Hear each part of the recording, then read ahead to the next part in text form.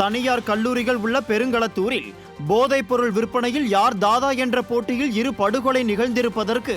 அதிமுக பொதுச் செயலாளர் எடப்பாடி கே பழனிசாமி கண்டனம் தெரிவித்துள்ளார்.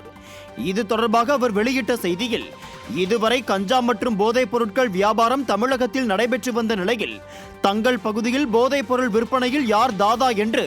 போட்டி சண்டை இதுவரை ஏற்பட்டதில்லை என்று செய்திகள் தெரிவிப்பதாக கூறினார். மேலும் கடந்த 2ஆம் தேதி தனியார் கல்லூரிகள் அதிகமுள்ள சென்னை புறநகர் பகுதியான பெருங்களத்தூரில் கஞ்சா போன்ற போதைப் பொருள் விற்கும் ஒரு பகுதிக்கு யார் தாதா என்று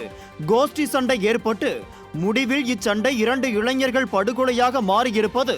தமிழகத்திற்கே புதிது என்று செய்திகள் வெளியானதை அதிமுக பொதுச் செயலாளர் எடப்பாடி கே பழனிசாமி குறிப்பிட்டுள்ளார். மேலும் விடியா திமுக திராவிட மாடல் ஆட்சியின் 3 ஆண்டு காவல்துறையின் தோல்விகளில் இதுவும் ஒன்று என்று மக்கள் பேசிக் கொள்வதாகவும், இனியாவது அரசியல் குறுக்கீடின்றி தமிழகம் முழுவதும் குறிப்பாக சென்னை மற்றும் புறநகர் பகுதிகளில் போதைப் பொருள் விற்பனையை அடியோடு நிறுத்த தேவையான கடும் நடவடிக்கை எடுக்க காவல்துறைக்கு சுதந்திரம் வழங்க விடியா திமுக அரசிற்கு அதிமுக பொதுச் செயலாளர் எடப்பாடி கே பழனிசாமி வலியுறுத்தியுள்ளார்.